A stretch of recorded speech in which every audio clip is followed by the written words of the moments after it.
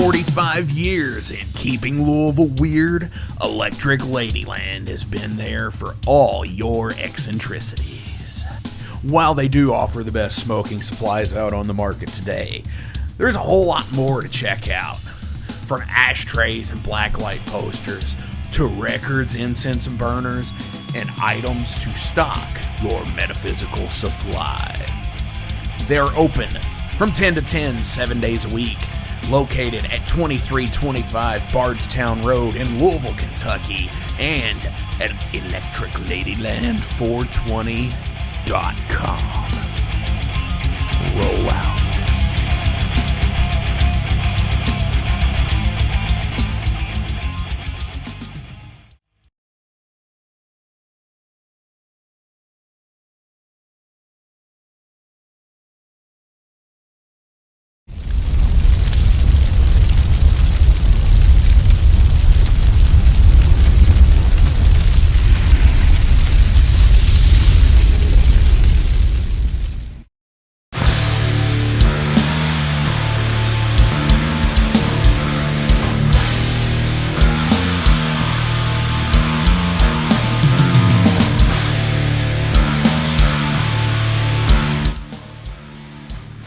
This is Ossont with Ossont Battery on Flamekeeper Network.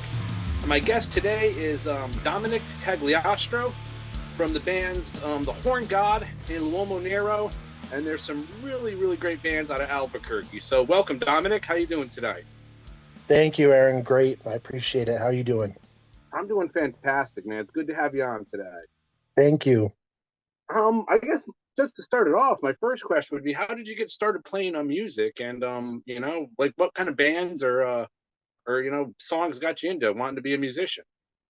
Well, I think my first tape that I ever got was the AC/DC Dirty Deeds was the first rock tape I ever got. And that's where it started. And I went from listening to a lot of like AC/DC and a lot of metal. And then in the late 80s, discovered some punk rock, No Means No, some Bad Brains, Misfits. And I would say my freshman, sophomore year, I started playing in bands in high school. And yeah, man, actually when I was a freshman, there was this guy, Rob, and he was a senior. And he took a couple of us younger guys. He played guitar, I played bass, and my buddy John played drums. And Rob kind of like groomed us to back him up. But then he graduated and he moved. So then I started doing my own bands. So and it was just a huge part of everything that I did, and like of a lot of my being, making music, playing in bands. Once you're in middle school, you start smoking pot, you quit football, I quit soccer, start skating, playing music, partying, having fun, doing the things that, we wanted to do, rock and roll, punk rock. And we did it. And we had this crazy band called, before we played Felch. So in high school, there was a thing called the Topper Review. So we played Misfits song for our senior graduation party thing. So that was a great thing we got to do. We jammed Misfits. And then we started playing shows in Santa Fe and in Albuquerque, New Mexico. We got to play with some really great bands growing up. There's a couple I wanted to mention. We grew up playing with this great band called Logical Nonsense, who ended up in Alternative Tentacles. When we were kids, we played in a band called Felch, us, Logical Nonsense, and another band called Fractured. We opened for Neurosis. That was a great memory of mine from back in the day, getting to play with Neurosis. Of course, through all the years, playing, I'm 50 now. And we started, playing shows in Albuquerque when we were 16, 17. So I've opened for Jawbreaker, for, No Means No, a lot of my favorite bands like Truck Fighters, Yawning Men, Melvins, Brant Bjork, Neurosis, Guttermouth, AFI. We've opened for a lot of bands, traveled a lot. And I used to play in a band called Dead on Point 5. We traveled all over the country. We played with a lot of great bands like His Heroes Gone. And then, you know, when I got a little older, when I was 32, though, I cleaned up and got sober. So it was less about partying and more about music. And now I'm just like, just writing songs, like being a songwriter. But I do have a career now, that I do, which is social work. So I Oh do no. play music, but I'm a social worker. So when I'm not playing music, I run an outpatient treatment center and I run a recovery cafe called Ancora Cafe and Bakery, which is a place where folks who are in recovery run a cafe. But yeah, so I grew up in this Albuquerque punk rock scene, which was just amazing. With a lot of great bands like Scared of Chaka, Flake, Word Salad, Logical Nonsense, as I'd mentioned before. Just love playing guitar, love writing songs, and love connecting with bros. Yeah, awesome. So, how did you get into start doing the Horn God? Because that's the first project that I kind of heard of you in. I signed up for a subscription on Desert Records, and that was one of the first albums I picked out for guys. I think when you sign up for a subscription, you got like 2 free records or something. So I picked out the Horn God, and I fell in love with it as soon as I heard it. So, how did you get into doing that? Well, okay, so I'm a huge fan of music, film, literature, art, and growing up, there's always this amazing comic book. Well, it's like an anthology comic book from England called 2000 AD, and one of the great stories in it was Slain, and Slain the Horned God, which was by Simon Bisley, which is just one of my favorite stories growing up. So I was thinking, I've got all sorts of musical projects that I've done through the years: Felch, Jacobin, 668, Neighbor of the Beast, Dead on Point 5. So then Horn God was another project I want to do, a stoner rock project. So, and well, what are we going to base it on? So I came up with this concept. Let's base it off of this comic book by Pat Mills and Simon Bisley. And then we said, well, let's make it cosplay. Let's make these costumes and dress up like the characters. So that's what we did, man. And what happens is this, just I don't know, something happens in here, and then I just start, the music just comes, and everything just comes together. I just pulled it together, and volume one. So that volume one is the first third of the whole of the saga of the Horn God. Did you get to hear the couple tunes from volume two that I sent you? I love them. Okay, good. So that new record's recorded at Rio Grande Studios, so that's going to be a really good one. That's where we recorded the Leo Monero stuff. But yeah, man, I was just like, let's just do something different. I'm really into heavy metal, the magazine, Corbin, all the great writers, Frank Miller, all the great artists. Simon Bisley, of course, is a friend of mine. He did our records for the Horn God. He did our record covers for both of those albums. That one right there. And my tattoos. Nice. But yeah, we just love art, comics, good times, good music.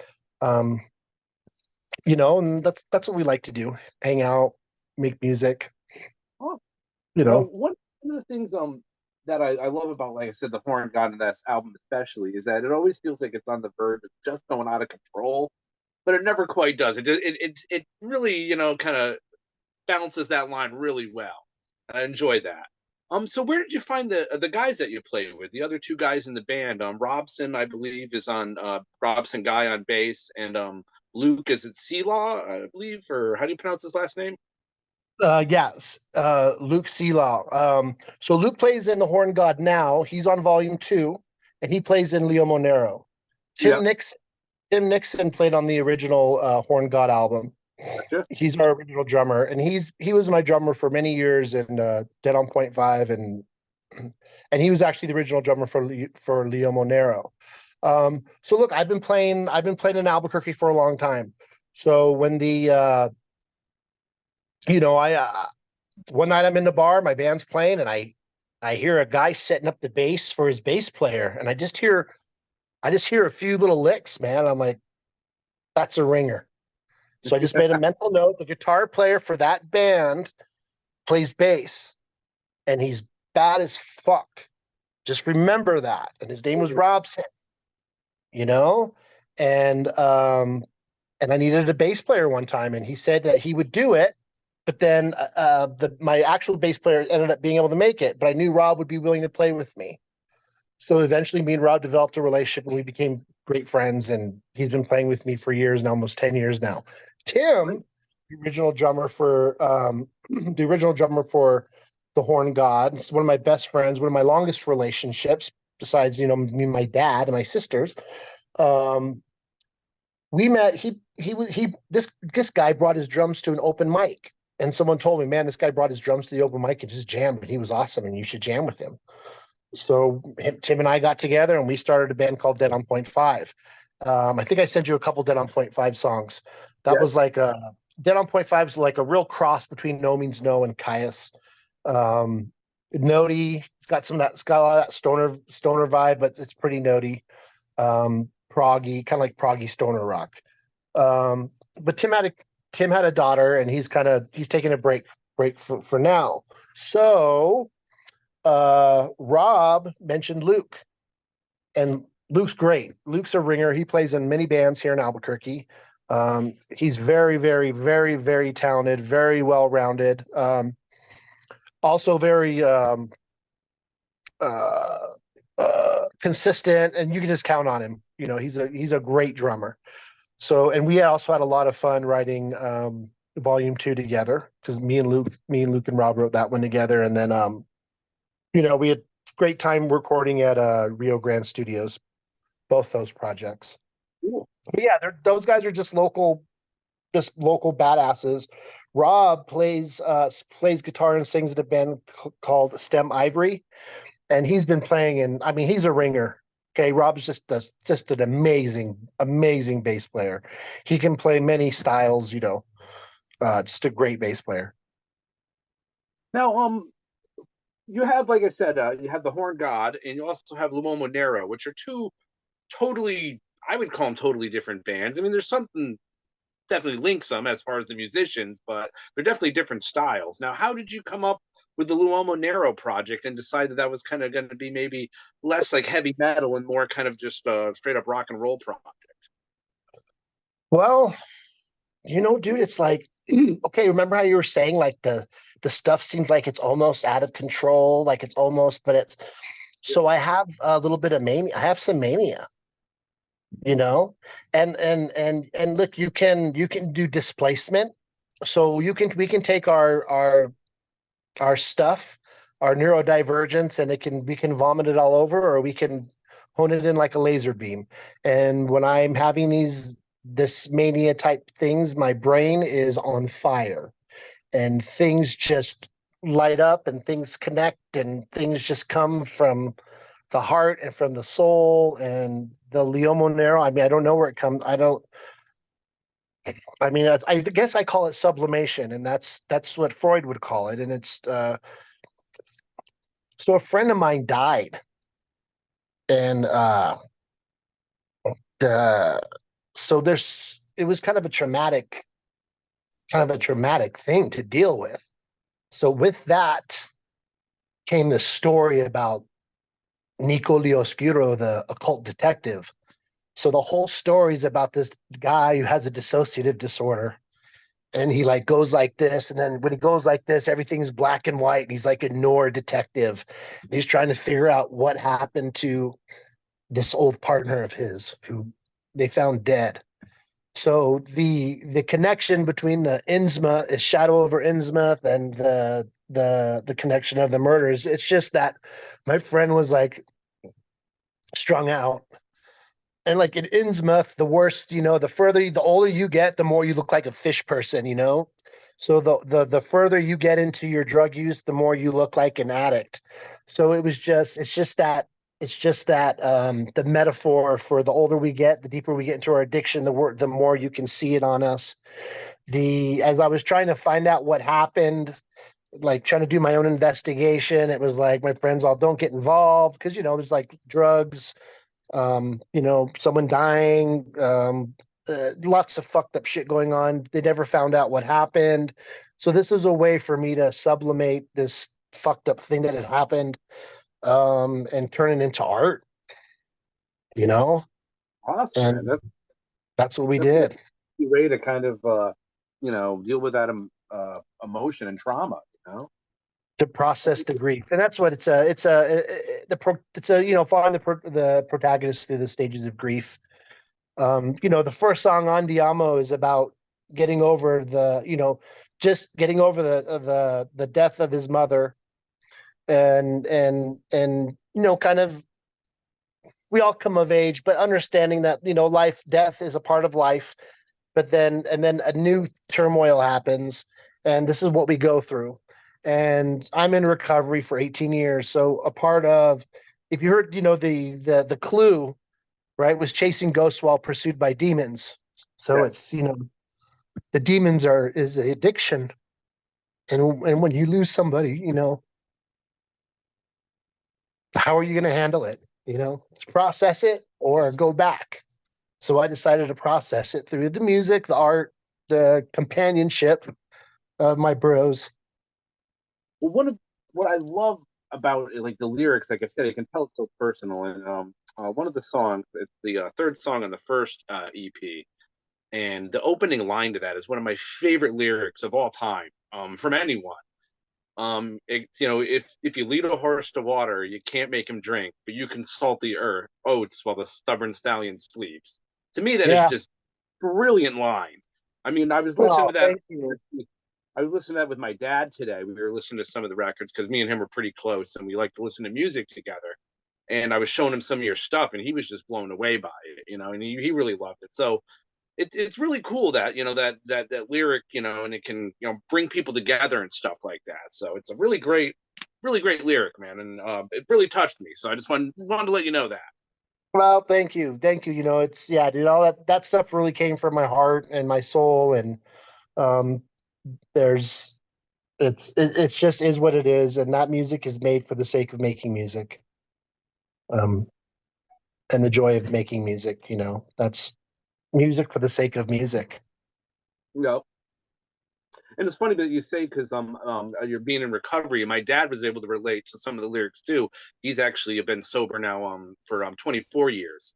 He was had alcoholism really bad, and he also has a traumatic brain injury as well. So he had to deal with that stuff too. And me and him being able to spend time together, because he has a seizure disorder on top of that. So me and I have to give him rides sometimes, and that's actually brought us closer together. And so is the music. So the music is great, man, and especially what you do, it's really awesome. So No, thank you. I appreciate it. And yeah, and I think Leo Monero is like kind of a more accessible to a wider audience. And also, you can tell there's some of those oldie vibes in there, which were influences from my dad growing up. He's from Brooklyn and listened to doo-wop, and Water and Fire has that 50s vibe in it, and there's lots of that. De La Mare's got that 50 vibes in it, and we like to, I don't know, I don't know, it just bubbles up, man. And then I got a new one right now. I'm working on this Snake Cult, which is just bubbling up. It's going to be the next full length for Leo Monero. Oh, nice. And it's like a crazy story about a guy who's the snake, and he's going to get investigated by Nico Lioscuro, and the snake's got the Snake Cult Caravan. So he's like the leader of a band that basically seduces all these people to follow him around, kind of like the Grateful Dead. And it's like this new generation of people who follow him around. And I sent you the Doom, Yes. Doom 3. I sent you that. That's a very rough track, but that song is about the snake. So yeah, man, I don't know, man. They come to me divinely or whatever through the universe, And but I love playing guitar and connecting with my bros, and it's not something I do for money or for I don't know. It's just for my soul. It's just for my soul. It's like you have to do it, right? Yeah, it's like yeah. Awesome. Now, how did you get hooked up with Brad from Desert Records and get signed to them? Is it just that they're a local label, or? So yeah, Brad's band's Red Mesa has been around, so we played shows with them, and I'm sure my band Dead on Point 5 had played with them, and Horn God had played with him, and he was always a gentleman and always a great guy. And of course, Roman plays drums. He's had a couple different bass players, but Brad's just always been a gentleman. And then he said, "Hey, man, you want to be the first band?" I think Red Mesa did an album before, but he didn't want to count his own band, So Horn God was the first band, I think. Their volume one was our volume one, man, and yeah, we've just been working together. He's just a wonderful guy, good man, and kind of lets me, I don't have like write what I want to write, and he's cool with that, and it works. Awesome. Now, with is the new stuff going to be coming out on Desert Records as well, or are you going somewhere else with that, or? Hopefully Desert Records, yeah. Hopefully Volume 2, Horn God will be in 2024. Nice. And then that's already all recorded, just a few touch-ups. And then we're writing Snake Cult now.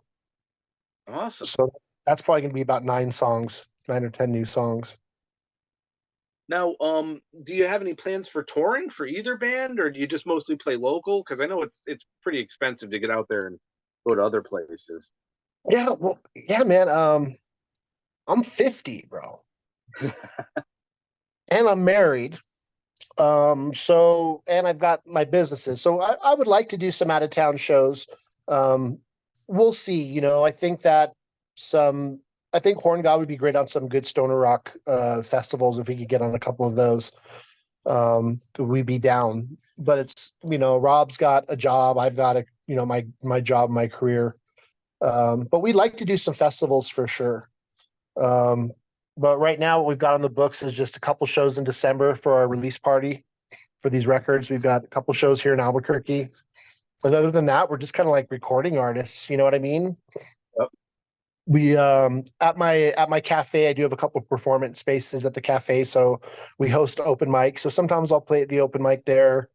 And then yeah, man, we book a show every few months here and there, but we don't hit it hard like we used to. And I mean, back in the day, Dead on Point 5, we would tour a lot and hit the road a lot, but now it's a pretty more of a mellow kind of thing. So expensive too to get out there. The cost of between gas and food and all that, it's just, I mean, it's crazy. Yeah. Coordinating. Now, how did do you have any like major influences on your playing that you would say, or like any bands or specific players? Oh, my influences? Yeah. Oh man. I would say No Means No is one of my favorite bands. Caius, of course. Greenleaf is a band that I've been listening to recently. Of course, grew up on Misfits, Bad Brains, Minor Threat, DRI. And then of course I'm into, songwriters, Jeff Buckley, Dax Riggs, I love that. Sasquatch. I love Sasquatch. I love, Dozer, Truck Fighters, just all the stoner rock stuff. But, of course, like, one of my favorite bands is The Doors. In fact, man, I've got 2 sets. I've got a set of Horn God playing Danzig live. We probably got 4 or 5 songs of us, 5 or 6 songs of us doing Danzig. And I've got the audio of that. So I'll see if I can get that to you. But then I've got Leo Monero doing The Doors. So we probably got 4 or 5 Leo Monero doing The Doors, and then Horn God doing Danzig. And those came out pretty good, man. It's a lot of fun. It's a lot of fun. Yeah, I remember I think it was during the pandemic you guys did a couple of live streams, I believe, on YouTube. I watched those and like that blew me away, man. Like you guys live are just such a great band, so tight. Yeah. I was like, I didn't live all the way in Connecticut, like 2,000 something miles away, Yeah, well, I'm very lucky to get to play with Rob and Tim. Those were the guys who played on those streams, and those guys are, they're amazing. They're amazing players, I'm lucky that they play with me. Awesome. Well, I guess that probably about wraps it up as far as all the questions I have for you. Do you have anything else you want to say about your music or about the Horn God or L'Uomo Nero? Um, Everyone who listens, thank you. If you haven't listened, please check it out. If you got money and you want to buy some vinyl, go for it. If not, all the stuff's available on YouTube as well. You can listen to it for free. I would love for you to buy the record, help support Desert Records and help support Brad. So if you want to get those records, go through the record label so he can get paid for that. Um, I just love to play, man, and I want to keep playing. And I feel like I got a couple more in me. Couple more good records, and hopefully those will happen. And then if you get any good ideas, or you can, of any good festivals for us to jump on, let me know. And because we want to do maybe a couple next year. If you could get a couple in Horn God, and then maybe some blues rock festivals for Leo Monero. But hey, did you get you got the 13th song Blue, right? Yes. Okay. Yes. Did you like that one? Love that one, man. I love everything Luomo Nero's done, and that's why at first I saw you guys had the thing we're doing the three EPs, and I was like, I love them, but I was like, oh man, that means it's only going to be like a project for those three EPs? And then when you told me you were doing a full length, I was like, yes, Yeah. awesome. Yeah, and yeah, dude, it's gonna be good, man. It just boils up, buddy. Just comes up, and yeah, this is gonna be Snake Cult's gonna be really good. Like Conan, like he's looking for the two snakes, Tulsa Doom. He's searching for Tulsa Doom. That's who killed his mother. Yeah. So anyways, yeah, dude, it's the character is obsessed with the Conan story because I'm all obsessed with the Conan story, and it's all metaphorical, it's all metaphorical biographical crazy shit. Probably everyone's songs are, you know what I mean? Our songs come out in our music and in our film and our writing and everything that we do. But how about you, man? Were you born in Connecticut? I was actually born in well, I tell people I was born in Rome, New York, but Okay. Rome just sounds better. But yeah, but I've lived in Connecticut since I was about one. My dad moved down here.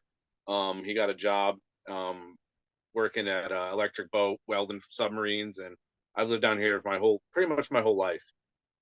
Wonderful. Yeah. So tell us a little bit about you, man. Well, I pretty much got into heavy. Well, actually, I kind of my job is similar to yours. I work in the same kind of field. I'm actually home health and hospice aide.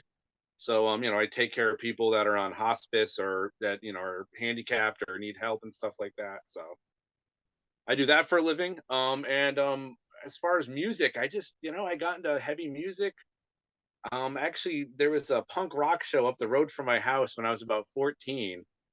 A local band up here called Tree. They're from Boston. A band called the Savalas Youth, and the Toxic Field Mice. And there was just a show up there. I was about 14, and we went up there. And after the first band, we went out to the back and we smoked a joint with this guy. And we went back in, and that guy happened to be the singer for the next band, and that blew my mind because at that point I'd never been to a punk rock show. I was like, you can meet a guy in a band? I only knew about Metallica and Megadeth, I was like, I didn't know you could meet a guy in a band. And I was hooked after that with like punk and hardcore and heavy metal, and just hooked. Yeah, man. So one time I'm behind the bar, and we're opening for Pronged, and I got a shirt on. It says "My Life with the Thrill Kill Cult." And I'm back there, right? I'm back there smoking a joint, and this guy bumps me, and he's like, I used to play with that guy. And I turn and I pass the joint over, and I look, and it's Alan Jorgensen. And I'm like, oh shit, bro. So it's just like ministry, bro. But yeah, man, you get to meet all these guys, and they stay at your house. No means no, stayed at our house, you really get to meet these guys, truck fighters, yawning men. You get to kick back, have a drink with them. And yeah, because I hadn't been to like a real concert. I went to Queens of the Stone Age in September. Nice. in Denver, you know, but I hadn't been to a big concert like that. It's always been small shows since, you know, forever. I haven't So been a it big was, one for in a while myself. It's mostly you just been know, the last one I went to that was really big was probably King Diamond, I think. So oh that was yeah. probably the one I went But to. I remember when I was a kid, one of the first concerts I went to was Ozzy Osbourne and Metallica. It was Master of Puppets and the Ultimate Sin Tour. And I was 12 years old, 12 or 13, and Cliff Burton was there. And that was an amazing, and that was when in a Coliseum, you know what I mean? That was in the big Tingley Coliseum.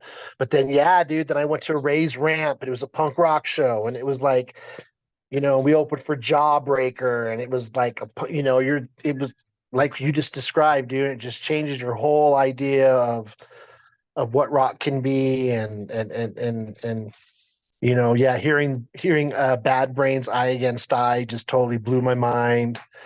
Seeing when I was a kid, when I was maybe 16 or 17, I saw Voivod and Soundgarden on acid, and I had never seen Soundgarden before, and it was Voivod, Nothing Face, and it just these these musical moments that just blew my mind, you know what I mean? That just stuck with me forever, and just wanting to be a part of. Oh yeah, and the crazy thing was I saw Prong, Soundgarden, and Voivod, and then, you know, years later I'm opening for Prong, you know, and you know what I mean, like the 7 degrees of separation or 2 degrees of whatever. Yeah, you know, just coming around, and it was just, you know, it's just music's a lot of fun, but you know, there's the other part of music, which is the drugs and alcohol, and losing a lot of people who are close to us. um you know, losing people in the scene and stuff, and in music, and that's a hard part of it, you know. Especially, I mean, nowadays, so many people have been affected by drug addiction, whether it's or alcoholism, whether it's themselves or a family member. I mean, I remember when I'm 42, and probably like the late '90s, a lot of my friends started getting into the pills, and I Yeah. tried a few times, and I'm luckily I didn't get hooked into it. I kind of caught it early on and was like, you know what, I can't get into this. And then I ended up meeting my girlfriend, and you know, that kind of gave me the incentive to not hang out with that. You know, she kind of gave me that incentive to not be with those bad people, and it was the best decision I ever made. So Yeah. Yeah. Well, Aaron, it was great talking to you, man. yeah, man. So let me just finish up here. Yeah. This has been Aaron Ossont with Dominic Cagliastro from the Horn God in Nero. So check out all the stuff. It's on Bandcamp, and have a good one, everybody. Stay metal. Good night, everybody.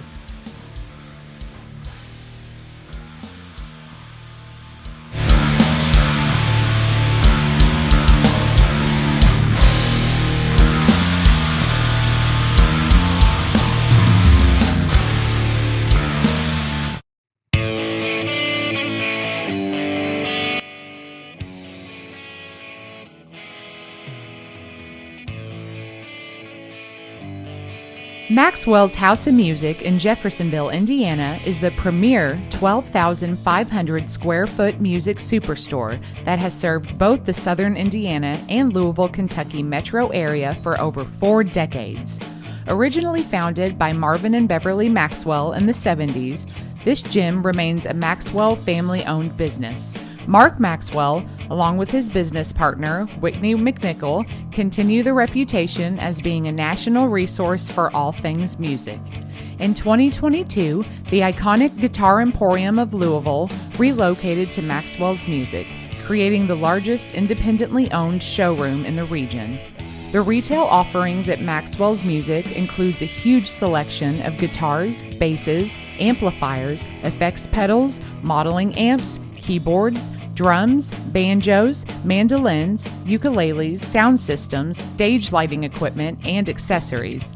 The music education program at Maxwell's is second to none. From private instrument and voice lessons to DG, EDM, recording, songwriting, and music theory, to rock school, weekend warriors, and Maxwell's Music Lab, there is something for every age and every ability level. In Repairland, guitar and instrument repairs and refurbishment are taken care of by the Maxwell's team of expert guitar technicians and luthiers. They also do instrument appraisals. Maxwell's offers installations for professional audio-visual and lighting systems for schools, churches, clubs, VFWs, funeral homes, sports fields, and so much more. There's also rentable space at Maxwell's, from music practice or rehearsal rooms for individuals or bands, all the way to a meeting space and concert venue that seats up to 120. That also includes a professional audio-visual and lighting system and a sound booth. Maxwell's has it all. All this plus an original, functioning 1947 recording booth to make your own record, to the Guitar Hero throne, to their very own Elvis statue, and don't forget the Harmony Green Pocket Park. There's a reason Maxwell's House of Music in Jeffersonville, Indiana has been recognized by the National Association of Music Merchants as the #1 award-winning Best Store Design, as well as Top 100 Music Store year after year. You gotta see it to believe it. Maxwell's House of Music in Jeffersonville, Indiana.